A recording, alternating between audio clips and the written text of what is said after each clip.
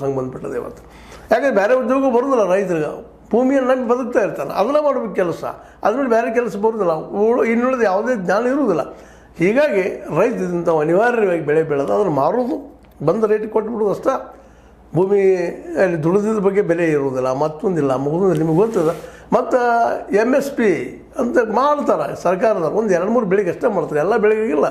23 ಬೆಳೆಗಳಿಗೆ MSP ಕಾನೂನು ಇಲ್ಲ. ಆ ಕಾನೂನು ಮಾಡೋದು ಮಾಡ್ತಾನೂ ಇಲ್ಲ.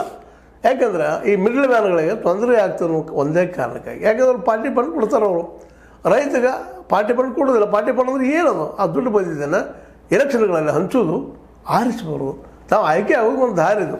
ಹೀಗಾಗಿ ಇಲ್ಲಿಯ ಈ ಒಂದು ಏನಂತೀವಿ ಮೈನಾರಿಟಿ ಕಮ್ಯುನಿಟಿಗಳು, ಬುದ್ಧಿವಂತ ಮೈನಾರಿಟಿ ಕಮ್ಯುನಿಟಿಗಳು ಇಡೀ ವ್ಯವಸ್ಥೆ ಅಂತ ಮಾಡ್ಕೊಂಡು ಹೊರಟಿದ್ದಾರೆ.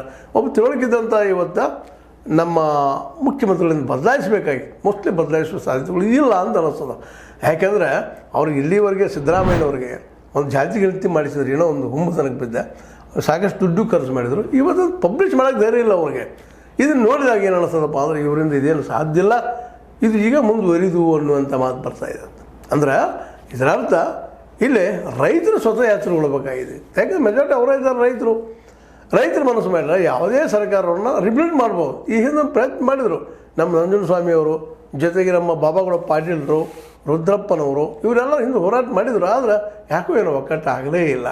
ಈ ನಂಜನಸ್ವಾಮಿಯವ್ರ ಮಗಳಿದ್ದಾರೆ ಚುಕ್ಕಿ ನಂಜನಸ್ವಾಮಿ, ಪಾಪ ಅವ್ರಿಗೆ ಅವ್ರ ತಂದೆಯವ್ರಿಗಿದ್ದಂಥ ಒಂದು ಶಕ್ತಿ ಸಹಿತ ಇವತ್ತು ಇಲ್ಲ ಅಂತ ಅನ್ನಿಸ್ತದೆ. ಸುಮ್ಮನೆ ವಿರೋಧ ಪಕ್ಷದ ರೈತ ಹೋರಾಟಗಾರ್ತಿಯಾಗಿ ಉಳಿದಿದ್ದಾರೆ ವಿನ ಈ ಒಂದು ವ್ಯವಸ್ಥೆಯನ್ನು ಬದಲಾಯಿಸುವಂಥ ಶಕ್ತಿ ಅವರಿಗೂ ಬರಲಿಲ್ಲ, ಅವ್ರ ತಂದೆಯವ್ರಿಗೂ ಸಾಧ್ಯ ಆಗಲಿಲ್ಲ, ಇನ್ನು ಮುಂದೆ ಅವರು ರೈತರಿಗೂ ಸಾಧ್ಯ ಇಲ್ಲ. ಯಾಕೆಂದರೆ ರೈತರಲ್ಲಿ ಒಕ್ಕಟ್ಟಿಲ್ಲ ಅಂತ. ರೈತ ತಾವು ನಂಬಲಾರ ಸ್ಥಿತಿಯಲ್ಲಿ ಇದ್ದಿದ್ದರಿಂದಾಗಿ ಇವತ್ತು ಇಂಥ ಸರ್ಕಾರಗಳು ಯಾರೇ ಬರಲಿ, BJP ಅವ್ರದ್ದಿರಲಿ, ಕಾಂಗ್ರೆಸ್ಗರಿರಲಿ, JDS ಅವರಿರಲಿ, ಈ ದೇಶದ ಯಾವುದೇ ರಾಜಕೀಯ ಪಕ್ಷನೂ ಈ ಒಂದು ಸಾಹಸಕ್ಕೆ ಹಾಕುವುದಿಲ್ಲ. ನೋಡೋದು ಈಗಲ್ಲ ಸ್ಪಷ್ಟ ಆದಂಥದ್ದು. ಯಾವೊಬ್ಬ ಸಿದ್ದರಾಮಯ್ಯರಿಂದ ಇದು ಸಾಧ್ಯ ಆಗಿಲ್ಲವೋ ಇನ್ನು ಯಾರಿಂದೂ ಸಾಧ್ಯ ಇಲ್ಲ, ಈ ರಾಜಕೀಯ ಪಕ್ಷಗಳಿಂದ ಹುಟ್ಟಿ ಬಂದಂಥ ಈ ನಾಯಕರಿಂದ ಅಂತ. ರಾಹುಲ್ ಗಾಂಧಿ ಅವರು ಇವತ್ತಿಷ್ಟೆಲ್ಲ ಮಾತಾಡ್ತಾ ಇದ್ದಾರೆ, ಅವರಿಂದ ಸಾಧ್ಯ ಆಗ್ಬೋದಾ ಅನ್ನುವಂಥ ಪ್ರಶ್ನೆ ಇವತ್ತದ.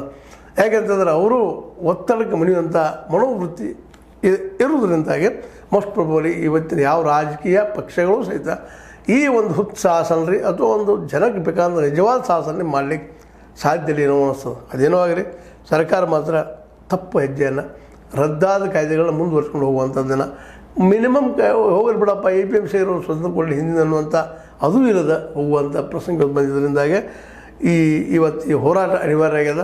ಈಗಾಗಲೇ ರೈತ ಸಂಘಗಳು ಹೋರಾಟಕ್ಕೆ ಕರೆ ಕೊಡ್ತಾ ಇದ್ದಾವೆ. ಅದರಲ್ಲೂ ಕುರುಬೂರು ಶಾಂತಕುಮಾರ್ ರಾಜ್ಯ ಸಂಘಟನೆ ಒಕ್ಕೂಟದ ಅಧ್ಯಕ್ಷರು ಅವರು ಇದ್ದಂಥವ್ರ ಕೇಂದ್ರ ಸರ್ಕಾರವು ತನ್ನ ಕೃಷಿ ಕಾಯ್ದೆಗಳನ್ನು ವಾಪಸ್ ಪಡೆದಿದೆ. ಹೀಗಿದ್ದ ಮೇಲೆ ರಾಜ್ಯ ಸರ್ಕಾರ ಅದೇ ಕಾಯ್ದೆಗಳ ಅಡಿಯಲ್ಲಿ ಶಿಫಾರಸು ನೀಡಿ ಎಂದು ಸೂಚಿಸುವುದಕ್ಕೆ ಅವಕಾಶವೇ ಇಲ್ಲ. ಈಗಾಗಲೇ ಕೇಂದ್ರ ಸರ್ಕಾರ ಹಿಂದೆ ತಗೊಂಡಾದ್ರೆ ನಿಮ್ಗೆ ಅವಕಾಶ ಇಲ್ಲ ಅಂತ ಹೇಳ್ತಾ ಇದ್ದಾರೆ ನಮ್ಮ ಕುರುಬೂರು ಶಾಂತಕುಮಾರ್ ಅವರು. ಹೀಗಿದ್ದು ಅಂಥ ಸೂಚನೆ ಹೊರಡಿಸಿದ್ದೇ ಸರ್ಕಾರದ ನಡೆಯನ್ನು ಖಂಡಿಸುತ್ತೇವೆ.